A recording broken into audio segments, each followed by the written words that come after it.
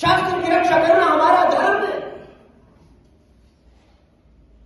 आज बछड़ा होना भी पाप हो गया।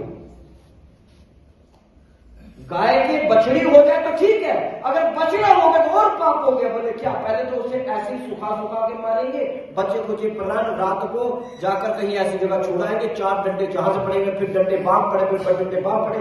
एक सामने वाला देख रहा है कि 4 दिन से घूम रहा है, रात को गाड़ी में डाल के ले जाएगा, कट के खाएगा। तो क्या आपने ये धर्म की रक्षा की? आज के इस समय पर जितना पाप, अत्याचार, दुर्व्यवहार गाय के साथ हो रहा है, इतना किसी के साथ नहीं हो रहा है। गाय को कंटेनरों में लेकर जा रहे हैं, पेट्रोल वाले टैंकरों में लेकर जा रहे हैं, इंजेक्शन लगाकर स्कॉर्पियो के अंदर लेकर जा रहे हैं, तरह तरह के हथकंडे अपनाकर लेकर जा रहे हैं। कारण क्या है? क्योंकि गाय कौन रखता है? हम ही लोग रखते हैं ना। तो हम गाय को क्यों बेच रहे हैं, हम गाय को क्यों रख रहे हैं? और एक कोई गौशाला अगर बनाई भी जाए तो सबसे पहले हिंदू ही रात को वहां पर गायियां बांधकर उनकी प्रवृत्ति में छोड़ चले। वो कहां से पालेंगे? एक गाय का 15,000 का खर्चा है, कौन करेगा? परंतु हर हिंदू एक गाय, अपने हिस्से में एक गाय दे ले। एक हिंदू एक गाय गौशाला नहीं पाए, गौशाला कोई उपाय नहीं है। परंतु हम देख कर भी जानबूझकर हम कहते कुछ नहीं होगा, होगा, कोई फर्क नहीं पड़ेगा, पड़ेगा। मैं एक आपको बात बताऊं, एक बहुत बड़ा जिम्मेदार था, बड़ा मोटा जिम्मेदार था। उस जिम्मेदार के पास अनाज इकट्ठा रहता था, स्टोर भरे रहते थे और वो सप्लाई करता था। एक दिन उस जिम्मेदार की पत्नी ने अपने पति को कहा, हमारे स्टोर में एक चूहा घुस गया है और उसने बोरियां काटना शुरू कर दिया है। बड़ी चिंता हो गई, क्या वो बोरियां कटेगी, इलाज खराब होगा। व्यापारी कोई है, उसने एक मशीन जंदरी लाई, चूहा पकड़ने वाली। उस मशीन को बोरियों के बीच में लगा दिया। सुबह 4 बजे पत्नी गई कि चूहा देखने के लिए, कि चूहा उसमें आया कि नहीं। लाइट तो होती नहीं थी। वहां देखा कि मशीन के बाहर पूंछ लटक गई।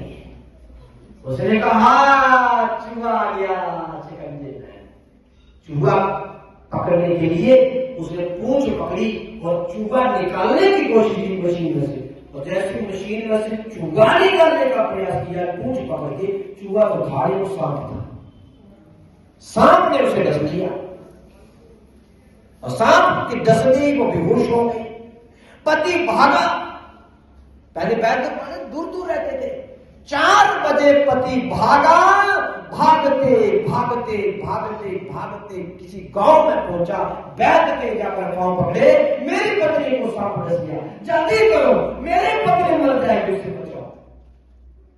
वैद्य ने अपना थैला उठाया और आया।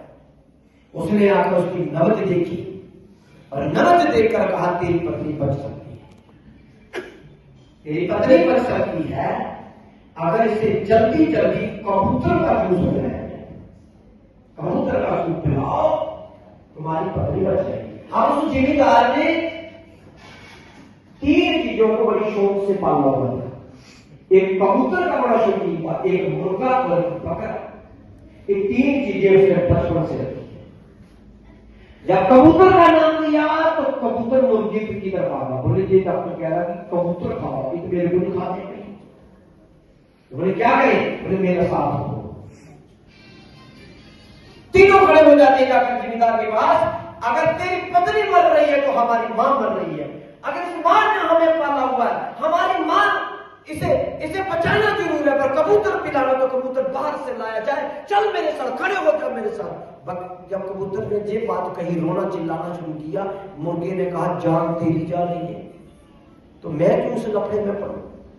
तेरे मरने पर मेरे को क्या फर्क पड़ जाएगा? कबूतर बड़ा दुखी होकर बकरे के पास गया। बकरे ने भी यही भाषा बोली, जान तेरी जा रही है, तेरे मरने से मुझे क्या फर्क पड़ेगा, मैं क्यों जाऊं तेरे साथ खड़े होने के लिए? देखो, ना कबूतर के साथ मुर्गा खड़ा हुआ और ना बकरा खड़ा हुआ। अंत में क्या होता है? बस किसी ने साथ ही नहीं दिया, अकेला बेचारा तड़पता रहा और कबूतर को पकड़ लिया गया। कबूतर को मार काट मरोड़ तरोड़ के गड़काकर उसका पानी उसे पिला दिया और कुछ घंटों के बाद पत्नी जिंदा हो गई। जब पत्नी जिंदा हुई तो खुशियों की लहर छा गई। डॉक्टर साहब ने कहा, अब सुबह का 4 बजे का मैं आया हूं, अब शाम के 4 बजे हैं, मैं पानी भी नहीं पिया सुबह से, क्योंकि मेरा लक्ष्य था कि प्राण बचाने। मैं अपने कार्य में कामयाब हुआ, अब मैं जा रहा हूं। जिम्मेदार ने उसके पांव पकड़ लिए, बोले नहीं, आपने बड़ी मेहनत की मेरे लिए, सुबह से पानी तक नहीं पिया, मैं कौन से शब्दों से आपका धन्यवाद करूं, पर आज मैं आपको जाने नहीं दूंगा। बोले क्यों? बोले मैं खुश हूं, आज मेरी मर्जी है कि मैं आपको मुर्गा खिलाऊं। जब मुर्गे का नाम लिया तो मुर्गे ने कहा कि मेरे को बात नहीं करना पड़ेगा। आपको कबूतर की याद सुनाई कि मैंने गलती कर दी, उस समय मैंने कबूतर का साथ देना चाहिए, पर समय बीत गया। समय रहते उस पर दया नहीं की, रोया चिल्लाया। कबूतर ने पांव पकड़े कई बार, पर मुर्गे को दया नहीं आई। मुर्गे ने कहा, तेरे मरने से मुझे कोई फर्क नहीं पड़ता। अब मुर्गा बकरे के पास गया, बोले बहुत बड़ी गलती हुई हमसे, उस समय कबूतर का साथ देना चाहिए था, आज मैं भी जिंदा रहता, परंतु उस समय हमने उसका साथ नहीं दिया।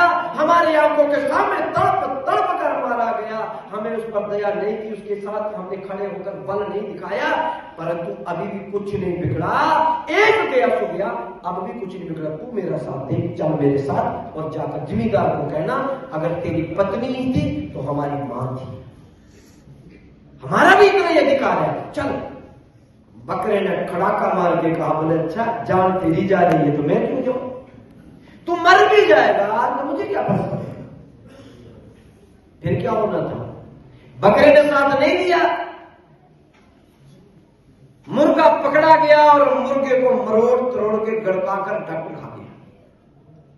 अब इस बात की खबर पूरे गांव में फैल गई। जिम्मेदार की पत्नी बच गई, जिम्मेदार की पत्नी बच गई। इतना बड़ा लाला था, वो सबका पालनहार था, सुख दुख में काम आता था। लोगों ने सारा गांव इकट्ठा हुआ, ढोल लिया, ढोल बजाते बजाते दूसरे दिन उसके घर में आए, उसके घर में ढोल बजाया, नाचे गाए, खुशियां मनाई। बोले क्यों? बोले तुम्हारी पत्नी बच गई, हमें बहुत खुशी है। उसकी आंखों में आंसू आ गए। बोले आप मुझसे इतना प्यार करते हैं, मेरी पत्नी के बचने पर आपने इतनी खुशी क्यों लाई? आज मैं आप पर प्रसन्न हो गया हूं, कोई बंदा बाहर नहीं जाएगा, सभी के सभी जहां बैठो, आज मैं इसी पर खुश होकर आपको बकरा खिलाऊंगा। अब जब बकरे का नाम लिया तो बकरा चिल्लाया। अब उसको कबूतर की भी याद आई, उसे मुर्गे की भी याद आई, परंतु आज सुनने वाला कोई नहीं। किसी के आगे टुकड़ा रोने के लिए तैयार, किसी के सामने रोए, किसके सामने, कोई उसकी सुनने वाला नहीं। बकरा मन मन रोता है और चिल्ला रहा, बहुत कुछ हो रहा, पर कुछ नहीं हुआ। देखते देखते बकरा पकड़ा गया, मार काट कुटका के पूरा गांव खा गया। इस सारी घटना को कौन देख रहा था? मुर्गे को कटते देखा, कबूतर को कटते देखा, बकरे को कटते देखा। इस सारी घटना को किसने देखा? जिसे मारने के लिए जल्दी लगाई। चूहा, चूहा पूरी उसे देख रहा है, तीनों मारे। सजना, उस समय चूहे ने भी गर्दन हिलाई। हम कह देते हैं कि हमारे इसके रहने से कोई फर्क नहीं पड़ेगा, चूहा भी मान गया कि फर्क पड़ता है, फर्क पड़ता है। अगर उस समय ये तीनों एक हो जाते तो आज ये बचते, परंतु किसी न किसी का साथ नहीं दिया, देखते देखते कट गए। इसी तरह सज्जनों, अभी भी वक्त है, एक हो जाओ। अभी भी समय है। अगर मसला गाय पर आता तो एक हो जाओ, मसला मंदिर पे आता तो एक हो जाए, मसला भूमि पर आता तो एक हो जाओ। अगर एक हो जाओगे तो बच जाओगे, नहीं तो जो आपका बहन बहन रह जाएगा।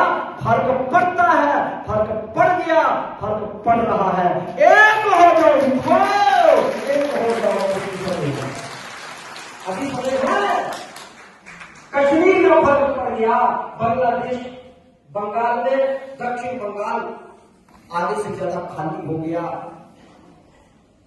देखते देखते कई महाराष्ट्र, कई जगहों पर हमारे देखते देखते फर्क पड़ रहा है, फर्क पड़ गया।